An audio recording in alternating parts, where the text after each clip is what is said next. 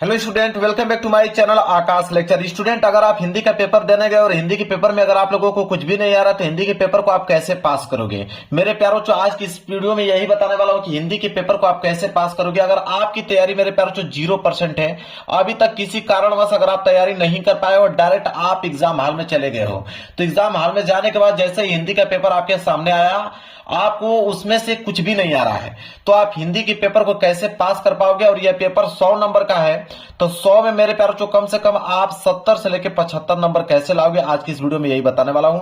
हर साल वीडियो बनाता हूं मेरे प्यारों को, जाके आप चैनल पे देख लीजिएगा। अगली साल वीडियो बनाया था, 2 मिलियन बच्चों ने उस वीडियो को देख के गया था। बहुत सारे बच्चों का कमेंट था कि नहीं सर, आपका जो ट्रिक था काफी हेल्पफुल ट्रिक था और उस ट्रिक की मदद से हम लोग पास हो पाए हैं।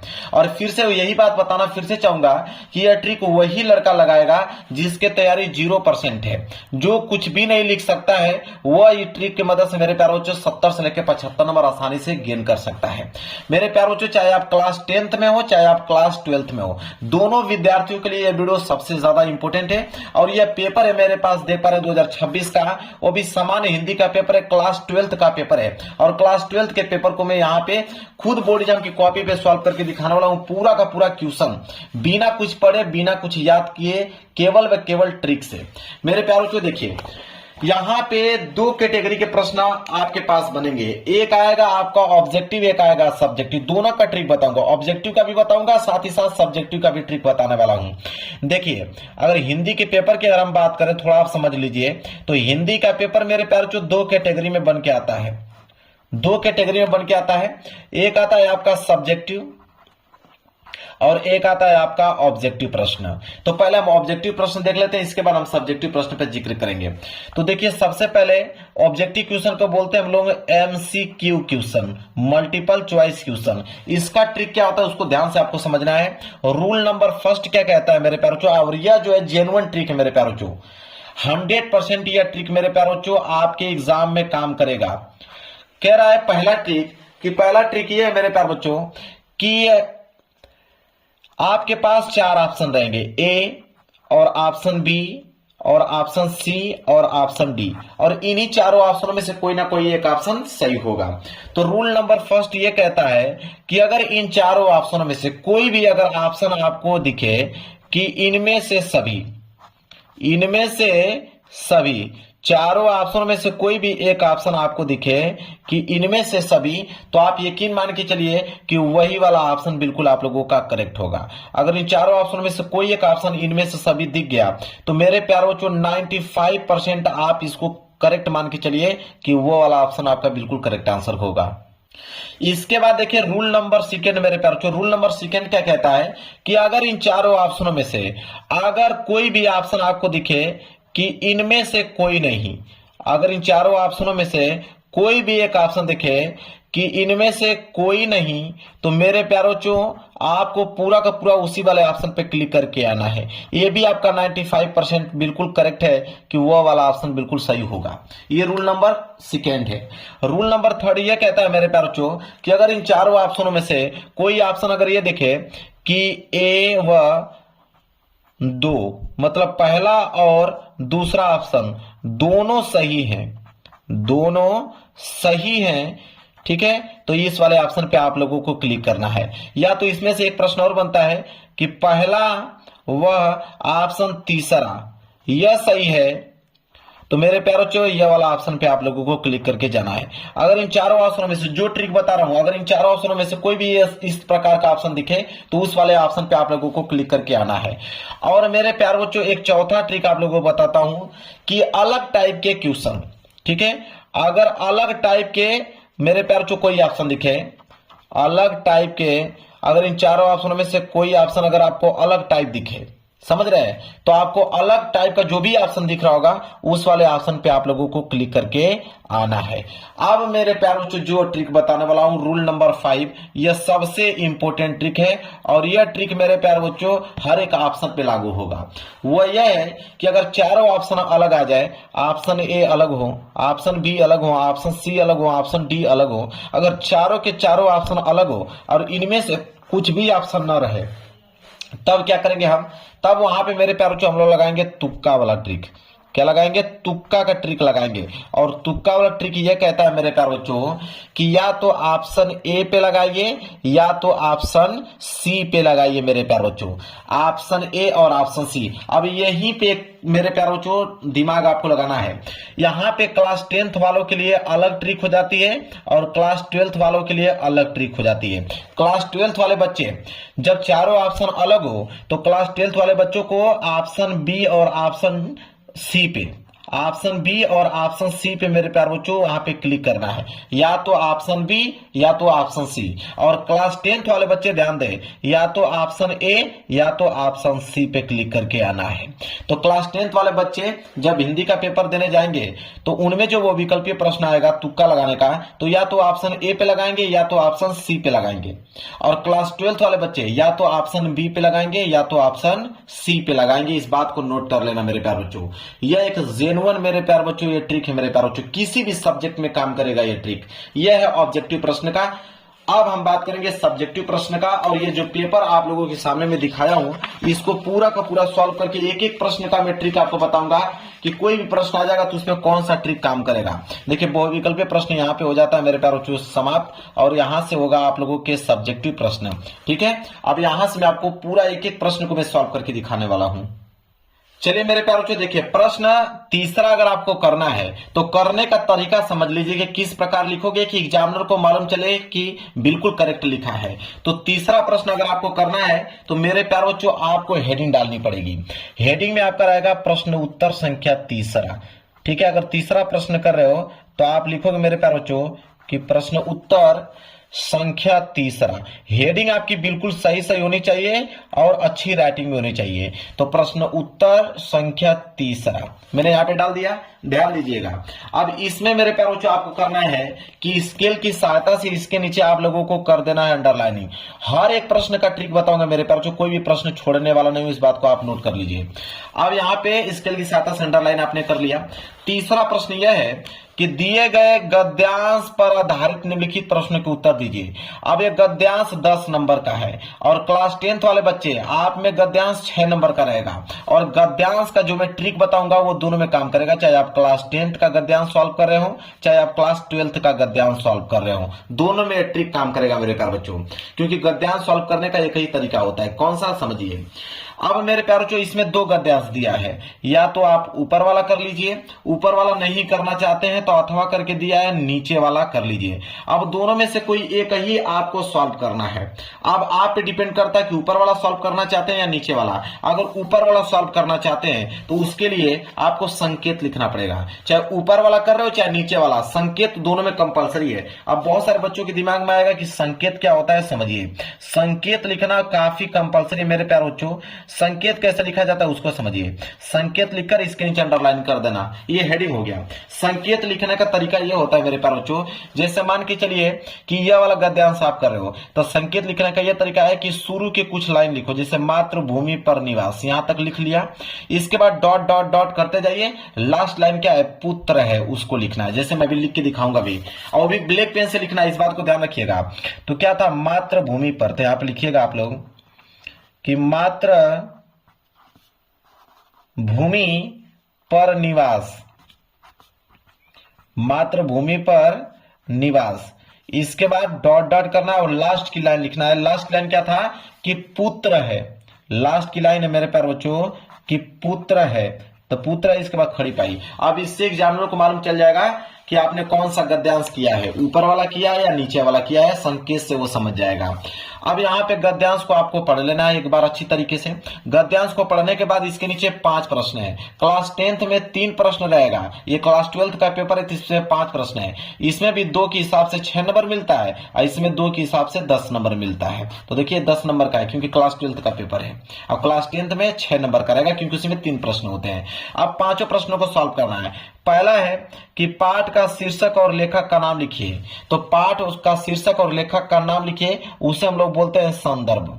जिसमें हम लोग पाठ के शीर्षक और लेखक का नाम बताते हैं, उसे हम लोग क्या बोलते हैं मेरे प्यारे बच्चों, संदर्भ बोलते हैं। मतलब संदर्भ लिखने का बात कहा हुआ है, और संदर्भ दोनों में सेम ही होता है। लिखने का तरीका समझिए। तो आप पहला वाला प्रश्न कर रहे हो तो आप यहाँ पे पहला डालोगे, याद रहे एक लाइन का गैप छोड़कर। पहला वाला क्या है प्रश्न आपका, कि आपको संदर्भ लिखना है। तो संदर्भ लिखना है तो सबसे पहले आप हेडिंग डालोगे संदर्भ का। ये आपने हेडिंग डालिया, स्केल की सहायता से इसके नीचे आप अंडरलाइन कर दीजिएगा। संदर्भ लिखने का तरीका क्या होता है मेरे प्यारे बच्चों, उसको समझ लीजिए आप लोग। सबसे पहले लिखोगे कि प्रस्तुत गद्यांश, लिखोगे कि प्रस्तुत गद्यांश। ये आप नोट कर लो, चाहे आप क्लास 10th में हो चाहे 12th में हो। लिखोगे कि प्रस्तुत गद्यांश हमारी पाठ्य पुस्तक, क्योंकि गद्यांश सॉल्व करो तो गद्यांश लिखोगे कि प्रस्तुत गद्यांश हमारी पाठ्य पुस्तक, प्रस्तुत गद्यांश हमारी पाठ्य पुस्तक। अब हिंदी है तो आप हिंदी को ब्लैक पेन से लिखिएगा, सिंगल इन्वर्टेड कमा अंदर उसको क्लोज कर दीजिएगा, तो ऐसे लिखिएगा हिंदी प्रस्तुत गद्यांश हमारी पाठ्य पुस्तक हिंदी के। अब ये आपका गद्यांश है तो गदखंड से लिया गया होगा, तो आप गदखंड लिखिएगा, वो भी ब्लैक पेन से, कि प्रस्तुत गद्यांश हमारी पाठ्य पुस्तक हिंदी के गदखंड, हिंदी के गदखंड में संकलित, गदखंड में संकलित, गदखंड में संकलित। अब चैप्टर का नाम लिखना है। तो ये जो मेरे प्यारे बच्चों लिया गया है, आप देखिए जैसे यहाँ पे देखिए, जब इस गद्यांश को पढ़ोगे तो यहाँ पे राष्ट्र की बात किया गया है, ऊपर भी राष्ट्र की बात किया गया है, यहाँ पे भी राष्ट्र का प्रयोग किया गया है, यहाँ पे स्वरूप का प्रयोग किया गया है। तो आप समझ जाएंगे कि यह राष्ट्र का स्वरूप चैप्टर से लिया गया है। किस चैप्टर से लिया गया है, राष्ट्र के स्वरूप चैप्टर से। और न मालूम चले तब कौन सा ट्रिक लगाओगे, अभी मैं बताता हूं। तो आप लिखोगे राष्ट्र के, राष्ट्र का स्वरूप है ना, तो राष्ट्र का स्वरूप नामक पाठ से लिया गया है। अब जिस बच्चे को पाठ का नाम नहीं मालूम है कि यह राष्ट्र का स्वरूप चैप्टर से लिया गया है, तब क्या करोगे, तो मेरे प्यारे बच्चों आपकी किताब में ध्यान से समझिएगा, इसको समझने का प्रयास कीजिए। आपकी किताब में किसी भी चैप्टर का, वो भी गद्यांश का, गद्यांश का किसी भी चैप्टर का नाम मालूम है मेरे प्यारे बच्चों, वहां पे आप उस चैप्टर का नाम लिख सकते हो, कोई दिक्कत नहीं, नंबर आपको मिल जाएगा। किसी भी चैप्टर का नाम मालूम है यहाँ पे लिख के चले आइएगा। तो राष्ट्र का स्वरूप नामक पाठ से लिया गया है। जिनको मालूम होगा तो लिख देंगे, जिनको नहीं मालूम होगा वो किसी भी चैप्टर का नाम लिख सकते हैं। तो संकलित राष्ट्र का स्वरूप नामक पाठ से लिया गया है, नामक पाठ से लिया गया है, लिया गया है, खड़ी पाई, लिया गया है, जिसके लेखक, जिसके लेखक। अब लेखक का नाम लिखना है, किसके लेखक कौन है, तो हमको मालूम है कि राष्ट्र के स्वरूप चैप्टर के लेखक हैं डॉक्टर वासुदेव शरण अग्रवाल। और जिनको नहीं मालूम होगा वो किसी भी लेखक का नाम यहाँ पे लिख सकते हैं, कोई दिक्कत नहीं है। तो हमको तो मालूम है कि कौन है, डॉक्टर वासुदेव, डॉक्टर वासुदेव शरण अग्रवाल जी, डॉक्टर वासुदेव शरण अग्रवाल, ये इनके लेखक हैं। अगर आपको नहीं मालूम है तो आप किसी भी लेखक का नाम यहाँ पे लिख लीजिएगा, अग्रवाल जी है। अब मेरे प्यारों को आपको बताता हूं कि ये संदर्भ बिल्कुल हो गया कंप्लीट। संदर्भ इसी तरह लिखना है, ठीक है। लिखने का ट्रिक आपको समझ में आ गया। चैप्टर का नाम नहीं मालूम है, किसी भी चैप्टर का नाम लिख दो। लेखक का नाम नहीं मालूम है, किसी भी लेखक का नाम लिख दो, आपको नंबर मिलेगा, 100% नंबर आपको मिलेगा मेरे प्यारे बच्चों। लिखने का तरीका यही होना चाहिए, आपको बता देता हूं। क्लियर है। अब इसका एक लाइन का गैप छोड़कर आप दूसरे प्रश्न का यहाँ पे जवाब देंगे। अब दूसरा प्रश्न मेरे प्यारे बच्चों क्या है, देखिए दूसरा प्रश्न यह है कि राष्ट्र की कल्पना कब असंभव है। अब मेरे प्यारे बच्चों यहाँ पे इसका मिल जाएगा, देखिए राष्ट्र की कल्पना असंभव है। कब असंभव है, कि पृथ्वी हो और मनुष्य न हो तो राष्ट्र की कल्पना असंभव है। यही वाली लाइन यहाँ पे आप लोगों को छाप देना है। मतलब जो जो प्रश्न आप, तीसरा भी प्रश्न दिया है कि पृथ्वी और जन दोनों मिलकर क्या करते हैं, ठीक है। तो अब इसका आंसर इससे में से मेरे प्यारों को मिल जाएगा आप लोगों को, जब आप पढ़ोगे तो आराम से आप लोगों को मिल जाएगा। अब बोला है पृथ्वी कब मातृभूमि की संज्ञा प्राप्त करती है। जैसे इसको पढ़ोगे इसमें से खोजोगे आपको तुरंत आंसर मिल जाएगा। मेरे पास समय नहीं है तो मैं ढूंढ कर तुरंत इसका आंसर लिख के दिखा देता अभी आप लोगों को। जैसे मैंने इसका आंसर बताया। मेन चीज है यह वाला रेखांकित अंश की व्याख्या। बाकी ये जितने भी आपको प्रश्न दिखे हैं ये सब इसी पैसेज में से मिल जाते हैं, उसका एक एक लाइन का आंसर होता है, लिख दोगे। मेन होता है इसका कि संदर्भ कैसे लिखोगे और इसका व्याख्या कैसे करोगे। बाकी जितने भी बीच में प्रश्न दिए होते हैं उसका आंसर खुद मिल जाता है पैसेज में से मेरे प्यारे बच्चों। तो रेखांकित अंश की व्याख्या, मान लीजिए पांचवा प्रश्न अगर आप कर रहे हो, इसको मैं कैंसिल कर देता हूं। पांचवा प्रश्न अगर आपको करना है रेखांकित अंश की व्याख्या, तो हेडिंग आप डालोगे रेखांकित अंश की व्याख्या। रेखांकित अंश की व्याख्या, रेखांकित अंश की व्याख्या यहां पे हेडिंग आपको डाल देना है मेरे प्यारे बच्चों। रेखांकित अंश की व्याख्या हल करने का तरीका क्या होता है अगर नहीं आपको आता है तो देखिए, रेखांकित अंश की व्याख्या अगर आप सॉल्व कर रहे हो तो आप लिखोगे कि लेखक, देखिए ट्रिक समझिए, लिखोगे कि लेखक, यहाँ पे लेखक का नाम लिख दीजिएगा कि लेखक डॉक्टर वासुदेव शरण अग्रवाल जी कहते हैं कि, क्या लिखोगे, कहते हैं कि, कहते हैं कि, क्या कहते हैं कि, समझिए जहां तक अंडरलाइन किया होगा यहां तक अंडरलाइन किया गया, इसी की व्याख्या करना। तो आप लिखोगे कि लेखक कहते हैं कि पृथ्वी मातृभूमि की संज्ञा प्राप्त करती है। पृथ्वी माता है और जन सच्चे और अर्थों में पृथ्वी का पुत्र है। अब इसका हमें क्या करना है, व्याख्या करना है। तो मैं आपको ट्रिक बताऊं, बहुत सिंपल ट्रिक है। आप लिखिएगा कि पृथ्वी मातृभूमि की संज्ञा प्राप्त करती है। जो लाइन दिया हुआ है सेम टू सेम वही लाइन आप लोगों को यहां पे लिख देना है। लिखने के बाद इस चीज को अपने बारे में कि पृथ्वी मातृभूमि की संज्ञा प्राप्त करती है, अब इसके बारे में आप क्या जानते हो अपने शब्दों में बनाकर अपने शब्दों में इसको व्यक्त कर देना है। ठीक है, इसके बाद अगला लाइन क्या लिखोगे, अगला लाइन यहां लिखोगे कि पृथ्वी माता है और जन सच्चे अर्थों में पृथ्वी का पुत्र है। इसके बारे में जो भी जानकारी होगी, जो भी चीज आप अपने भाषा में बनाकर लिखना चाहते हैं अगली लाइन में उसके बारे में आप लोगों को मेंशन कर देना है। मतलब कि अगर 2 लाइन अंडरलाइन किया हुआ है तो उसका व्याख्या कम से कम आपको 5 या 6 लाइन में करना है। 5 या 6 लाइन में अपने शब्दों में लिख दोगे, आपको आंसर मिल जाएगा, यकीन मानिए। तो यह हो गया गद्यांश सॉल्व करने का ट्रिक। ठीक है, समय ले रहा हूं लेकिन आपको जेन्युइन ट्रिक बता रहा हूं। ठीक है, गद्यांश सॉल्व कर लोगे, कोई दिक्कत नहीं। अब चाहे क्लास 10th में हो चाहे क्लास 12th में, दोनों में गद्यांश आएगा तो यही ट्रिक आप लगाओगे। अब बारी आती है मेरे प्यारे बच्चों यहाँ पे पद्यांश सॉल्व करने का। पद्यांश सॉल्व करने का ट्रिक यही बता देता हूं मेरे प्यारे बच्चों, उसका भी सेम ट्रिक है, सेम ट्रिक है मेरे प्यारे बच्चों। अगर आपको पद्यांश सॉल्व करना है तो प्रश्न उत्तर चौथा है, तो आप लिखोगे यहाँ पे प्रश्न उत्तर संख्या 4। यहाँ पे क्या लिखोगे 4।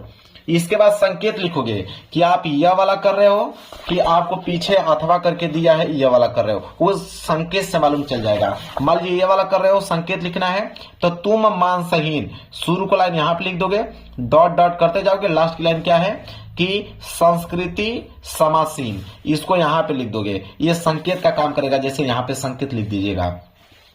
इसमें भी मेरे प्यारे बच्चों 5 प्रश्न हैं, इसमें भी 5 प्रश्न है। पहला प्रश्न बोला है कि उपयुक्त पद्यांश का संदर्भ लिखिए, तो संदर्भ यहाँ पे हेडिंग डालोगे, लिखोगे क्या कि प्रस्तुत। अब यहाँ पे गद्यांश था तो आप यहाँ पे पद्यांश लिखोगे, बस यहाँ पे पद्यांश, क्योंकि पद्यांश लिख रहे हो, लिखोगे प्रस्तुत पद्यांश हमारी पाठ्य पुस्तक हिंदी के। अब यहाँ पे गद्यखंड है तो यहाँ पे कर दोगे पदखंड, क्या कर दोगे पदखंड। ठीक है, तो हिंदी के पदखंड में संकलित। अब चैप्टर का नाम मेरे प्यारे बच्चों आपको नहीं मालूम है, जैसे मान के चलिए मुझे तो चैप्टर का नाम मालूम है कि यह बापू के प्रति नामक कविता से उद्धृत है। अगर आपको नहीं मालूम है तो यहाँ पे किसी भी चैप्टर का नाम लिख दीजिएगा, नामक पाठ से लिया गया है जिसके लेखक। ठीक है, अब लेखक नहीं होते मेरे प्यारे बच्चों, ठीक है, पद्यांश के कवि होते हैं। पद्यांश को क्या लिखता है, कवि लिखता है, इस बात को ध्यान में रखिएगा। लिखेगा जिसके कवि, तो जिसके कवि कौन है, तो हमको तो मालूम है कि सुमित्रानंद पंत जी हैं, तो यहाँ पे लिखेंगे हम लोग सुमित्रानंद पंत जी हैं। अगर आपको नहीं मालूम है कि सुमित्रानंद पंत जी हैं तो किसी भी कवि का नाम यहाँ पे मालूम होगा या कवित्री का नाम मालूम होगा, यहाँ पे आप नाम मेंशन कर दीजिएगा, काम हो जाए। ये है यहाँ पे किसी भी पद्यांश का संदर्भ लिखने का तरीका। ठीक है, इसी तरह रेखांकित अंश की व्याख्या, तो रेखांकित अंश का व्याख्या सेम ट्रिक लगेगा, जो मैंने गद्यांश से बताया सेम टू सेम ट्रिक लिखेगा। अब आगे का जो प्रश्न आप दिख रहे हो ये सब प्रश्नों का उत्तर इसी पैसेज में से मिल जाता है मेरे प्यारे बच्चों, कहीं ढूंढने की जरूरत नहीं पड़ता है। क्लियर है, तो गद्यांश और पद्यांश कुछ भी याद करने के लिए बोला हूं, कुछ भी नहीं, सेम टू सेम पेपर से ही सारा का सारा प्रश्नों का जवाब आप दे पाओगे मेरे प्यारे बच्चों। क्लियर, समझ में आ गया। अब आइए अगले प्रश्न की तरफ, प्रश्न संख्या 5वें का क, यह है कि निम्नलिखित में से किसी एक लेखक का साहित्यिक परिचय देते हुए उनके प्रमुख कृतियों का उल्लेख कीजिए। अब मेरे प्यारे बच्चों यहाँ पे आ गया साहित्यिक परिचय, कह रहा है कि 80 शब्द में लिखना है। बहुत सिंपल है मेरे प्यारे बच्चों, यहाँ पे एक काम करना है आप लोगों को मेरे प्यारे बच्चों। जैसे बोला है कि हजारी प्रसाद द्विवेदी जी, बोला है पंडित दीनदयाल उपाध्याय, यहाँ बोला है वासुदेव अग्रवाल जी। चलिए तो देखिए ट्रिक क्या होता है मेरे प्यारे बच्चों। तो मान लीजिए अगर हमको लिखना है हजारी प्रसाद द्विवेदी जी का, तो 5वें का क है तो आप डालोगे कि प्रश्नोत्तर संख्या 5वें का क, ठीक है, 5वें का क। अब यहाँ पे हजारी प्रसाद द्विवेदी जी पहला है तो यहाँ पे डालिएगा पहला, ठीक है, क्या डालिएगा पहला, हजारी प्रसाद द्विवेदी जी। मेन चीज ये है मेरे प्यारे बच्चों, आपको नाम मालूम होना चाहिए, डॉक्टर हजारी प्रसाद द्विवेदी। जन्म आपको सन 1907, जन्म स्थान बलिया दुबे का छपरा जिला, पिता का नाम अनमोल द्विवेदी, माता का नाम ज्योतिषमती देवी, मृत्यु 19 मई 1989 में हुआ था, रचनाएं बाण भट्ट की आत्मकथा।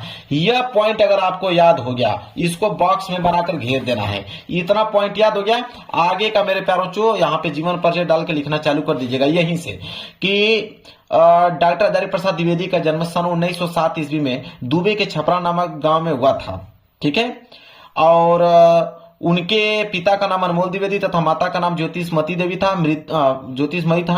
अब मृत्यु डायरेक्ट मत लिखिएगा, उनके बीच में लिख दीजिएगा मेरे प्यार बनाकर कि उनका जीवन बहुत कठिनाइयों से बीता और गणित में कमजोर होने के कारण वो आगे की शिक्षा प्राप्त न कर पाए। घर पे ही इन्हें हिंदी, उर्दू, फारसी भाषाओं का अच्छा ज्ञान प्राप्त किया, ठीक है, और लास्ट में किसी कारणवश, किसी रोग के कारण उनका मृत्यु सन 19 मई और सन 1989 ईस्वी में हो गया। उनकी महत्वपूर्ण रचनाएं थी बाण भट्ट की आत्मकथा। बस बात खत्म। यह होता है जीवन परिचय लिखने का तरीका है मेरे प्यार बच्चों।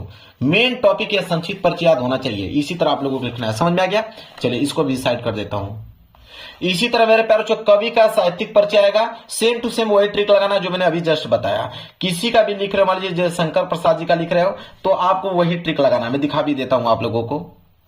देखिए जयशंकर प्रसाद जी का यही ट्रिक लगाना है, सिर्फ नाम मालूम होना चाहिए। जयशंकर प्रसाद, जन्म 1889, स्थान काशी वाराणसी में, पिता का नाम देवी प्रसाद, माता का नाम मुन्नी देवी और मृत्यु सन 1937, रचना उनके कमैनी लहर झरना। यह 5-7 टॉपिक याद है और इसी में बनाकर आप लोगों को लिख दोगे कि जयशंकर प्रसाद का जन्म सन 1889 ईस्वी में हुआ था। कहां पे हुआ था? वह काशी में हुआ था, वाराणसी नामक स्थान पर। पिता का नाम देवी प्रसाद, माता का नाम मुन्नी देवी था और वह बचपन में ही गणित में कमजोर होने के कारण वो आगे की शिक्षा प्राप्त नहीं कर पाए। उनकी आर्थिक स्थिति बहुत कमजोर हो गई और जितना भी धन उनके पास बचा था उन्होंने उसको बेचकर जितना कर्जा लिया था उन्होंने ऋण को वापस कर दिया और घर पर इन्होंने स्वाध्याय हिंदी, उर्दू, फारसी अच्छी भाषाओं का ज्ञान किया। उन्होंने बहुत सी रचना लिखी जो कि काफी प्रसिद्ध है और क्षय रोग के कारण उनकी मृत्यु सन 1937 ईस्वी में हो गया। उनकी महत्वपूर्ण रचनाएं लहर, कमैनी, झरना इत्यादि महत्वपूर्ण उनकी रचनाएं हैं। समझ में आ गया ट्रिक? आप लोगों को इसी तरह लिखना है। इसके बाद मेरे प्यार को देखिए, अब खून की रिश्ता या पंचलाइट कहानी का सारांश लिखिए। अब मेरे प्यार को पंचलाइट कहानी एक बार आप सबने पढ़ी होगी या खून का रिश्ता कहानी एक बार आपने पढ़ी होगी। तो जो अब बस कहानी है, कहानी तो वैसे भी कोई सुना देता है, आप लोगों को याद हो जाता है। तो अगर एक बार भी आपने पढ़ा हुआ है मेरे प्यार बच्चों तो इसको आसान शब्दों में लिख सकते हो। 80 शब्द तो भाई अपने तरीके से बनाकर लिख सकते हो, तो ये बहुत आसान है। अगर ये नहीं लिखना चाहते हो तो बहादुर कहानी आपने पढ़ा होगा और लाठी कहानी पढ़ा होगा, तो इन दोनों में से कोई एक लिख दीजिएगा। तो मैं आपसे निवेदन करूंगा कि एक बार इन कहानी को बस इसी तरह सुन लीजिएगा, ठीक है? 5 मिनट सुन भी लोगे ना तो आपके दिमाग में कहानी बैठ जाएगा और उसको अपनी भाषाओं में व्यक्त कर दोगे।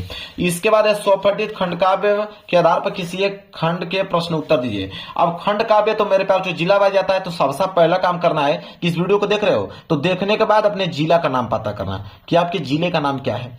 उसके बाद आप पता कीजिएगा कि आपके जिले में कौन सा खंड काव्य पूछा जाता है। देखिए क्लास 10th में भी खंड काव्य पूछा जाता है और क्लास 12th में भी खंड काव्य पूछा जाता है। जैसे क्लास 12 का ही पेपर है तो खंड काव्य पहली बात जिला अपने नाम पता कीजिएगा। आपके जिला में कौन सा खंड काव्य पूछा जाता है उसको आप पता कीजिएगा। मान लीजिए अगर आपके जिला में मुक्तिज्ञ खंड काव्य पूछा जाता है तो उसको आपको पढ़ लेना है एक बार कि उसके बारे में कौन की कहानी के बारे में किसका चरित्र चित्रण दिया है। जैसे यहाँ बोला है कि मुक्तिज्ञ खंड काव्य के आधार पर गांधी जी का चरित्र चित्रण। अब गांधी जी के बारे में जो भी चीज जानते हो लिखना चालू कर देना। उन्होंने आंदोलन क्या किया, हमारे देश के लिए गांधी जी का क्या योगदान था, यही सारी चीजें बनाकर लिखना है। जैसे ही मेरे प्यारों को 1 या 1.5 पेज में उसको बनाकर अपनी भाषा में व्यक्त कर दोगे, एग्जामिनर खुश होकर आपको 5 नंबर दे देगा। बहुत बड़ी बात नहीं है मेरे प्यारों, इसको सॉल्व करना। चलिए अब मेरे प्यारो बच्चों आ गया खंड ख। अब खंड ख अगर आपको सॉल्व करना है तो आप हेडिंग डालोगे मेरे प्यारो बच्चों यहाँ पे खंड ख। खंड ख हेडिंग डालने के बाद यहाँ पे सिंगल इन्वर्टेड कामा के अंदर और स्केल की सहायता से नीचे अंडरलाइनिंग कर दीजिएगा। अब प्रश्न उत्तर संख्या 8वां है तो आप लिखोगे यहाँ पे कि प्रश्न उत्तर संख्या 8वां। प्रश्न उत्तर संख्या 8वां। अब प्रश्न उत्तर संख्या 8वां का क करने वाले हो तो आप यहां लिखिएगा क। अब क्या है मैं अभी आपको दिखाता हूं, इसका भी ट्रिक समझाता हूं। दिए गए संस्कृत गद्यांशों में से किसी एक का ससंदर्भ सहित हिंदी में अनुवाद कीजिए। चाहे आप क्लास 12th में चाहे 10th में, सब में आता है संस्कृत का गद्यांश। एक ट्रिक बताऊंगा, वही ट्रिक सब में काम करेगी मेरे प्यारों, इस बात को नोट कर लो। देखिए इसमें दो ही चीज होता है, एक आपको संदर्भ लिखना होता है और एक आपको इसका हिंदी अनुवाद लिखना होता है। ठीक है, बस हिंदी अनुवाद लिखना होता है मेरे प्यारों बच्चों, संदर्भ और हिंदी अनुवाद लिखना होता है। संदर्भ इसका इतना आसान होता है ना, आपको क्या ही बताऊं। देखिए यहाँ पे लिखिएगा, आप पहले संकेत लिख लीजिएगा। संकेत, संकेत लिखने का तरीका मैंने आपको बताया कैसे लिखना है मेरे प्यारों बच्चों। शुरू की कुछ लाइन डॉट डॉट करते हुए लास्ट की कुछ लाइन, ये संकेत का काम करेगा। इसके बाद संदर्भ लिखना है तो एक लाइन का गैप छोड़कर आप हेडिंग डालेंगे संदर्भ। संदर्भ किसी भी संस्कृत के गद्यांश का कैसे लिखा जाता है उसको समझिए। आप लिखिएगा मेरे प्यारों बच्चों कि प्रस्तुत गद्यांश, क्या लिखिएगा, क्योंकि संस्कृत का गद्यांश है तो आप लिखिएगा प्रस्तुत गद्यांश।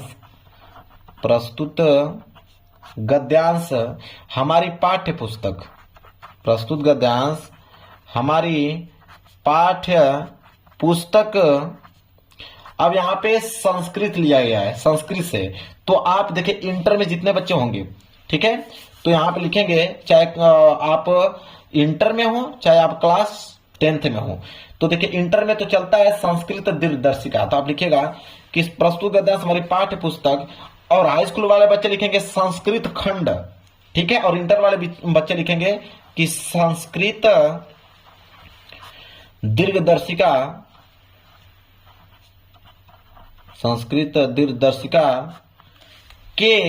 अब चैप्टर का नाम लिखना है तो किसी भी चैप्टर का नाम लिख लीजिए, जैसे मैं यहां पे लिख देता हूं आत्मज्ञ, ठीक है, आत्मज्ञ एवं सर्वज्ञ, आत्मज्ञ एवं सर्वज्ञ नामक पाठ से लिया गया है, नामक पाठ से उद्धृत है, चाहे नामक पाठ से लिया गया, ऐसे लिख सकते हो, लिया गया है। बस इतना ही आपको मेरे प्यार जो संदर्भ में लिखना होता है और कुछ नहीं। अब हिंदी अनुवाद तो यहाँ पे लिखिएगा आप एक लाइन का गैप छोड़कर हिंदी अनुवाद। हिंदी अनुवाद यहाँ पे मेन हेडिंग हो जाएगी।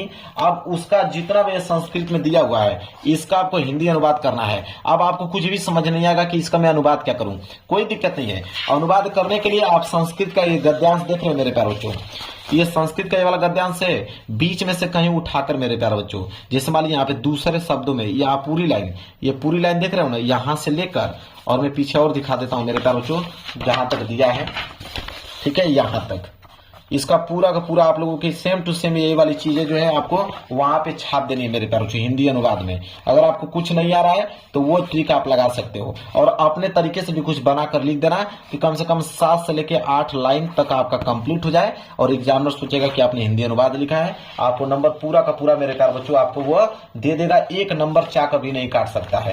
तो संस्कृत का गद्यांश करना आपको मालूम चल गया। इसी तरह मेरे प्यारे बच्चों संस्कृत का पद्यांश है। संस्कृत के पद्यांश में भी सिर्फ संदर्भ लिखा जाता है और हिंदी अनुवाद लिखा जाता है, और same trick, same to same trick ये भी काम करेगा, सेम टू सेम ट्रिक। बस याद रखें मेरे प्यारे बच्चों आप लोग कि जब इसका संदर्भ लिख रहे हो तो गद्यांश की जगह पे आप इसको कर देना है पद्यांश, ठीक है। गद्यांश की जगह पे आपको क्या कर देना है, पद्यांश कर देना है मेरे प्यारे बच्चों। जैसे यहाँ पे लिखा है ना कि प्रस्तुत गद्यांश हमारी पाठ्य पुस्तक, तो यहाँ पे लिखिएगा प्रस्तुत पद्यांश हमारी पाठ्य पुस्तक, बाकी सेम टू सेम ट्रिक लगा दीजिएगा, संस्कृत का पद्यांश भी कंप्लीट हो जाएगा मेरे प्यारे बच्चों, कोई दिक्कत नहीं।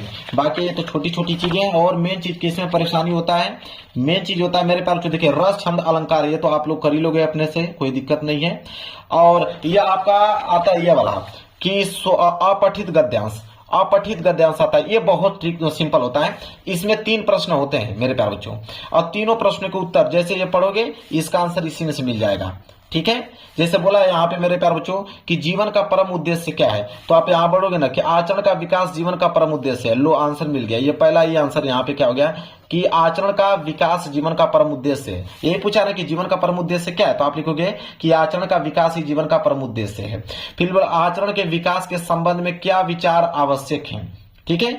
अब मेरे प्यारे बच्चों लिखोगे यहाँ पे, जैसे पढ़ोगे कि जब उनका आचरण के विकास के साधनों के संबंध में विचार करना होगा, तो आचरण के विकास के लिए जितने कर्म और उनके सबको आचरण के संगठनकर्ता धर्म के अंग मानना पड़ेगा। ठीक है। इसी को आपको आंसर बना के मेरे प्यारे बच्चों यहाँ पे लिख देना है। फिर आध्यात्मिक और संकटकर्ता शब्दों का क्या अर्थ है, तो आप मेरे प्यारे बच्चों यहाँ पे जब इसको ढूंढोगे, संकटकर्ता का भी अर्थ यहाँ पे मिल गया मेरे प्यारे बच्चों। ठीक है। आध्यात्मिक का भी आप लोगों का अर्थ यहीं मिल जाएगा। देखिए यहाँ पे लिखा है आध्यात्मिक का अर्थ मिल जाएगा कि आध्यात्मिक का अर्थ ये होता है कि जीवन में वर्तमान है, मतलब कि जो संसार के संभूत शारीरिक, प्राकृतिक और मानसिक। ठीक है। इस तरह आपको बना कर लिख देना है। तो अपठित गद्यांश में इसका आंसर इसी में से आपको मिल जाना है, कोई दिक्कत नहीं है। बाकी हास्य रस है, चाहे वीर रस है, चाहे श्लेष अलंकार है, चाहे उत्प्रेक्षा अलंकार है, यहाँ पे चाहे सोरठा है, चाहे चौपाई छंद है, ये तो आप लोगों को मैं ट्रिक बता दिया हूं। मेरे चैनल पे जाके देख लीजिएगा कि रस छंद अलंकार लिखने का ट्रिक बाई आकाश लेक्चरर आपको मिल जाएगा तुरंत मेरे प्यारे बच्चों।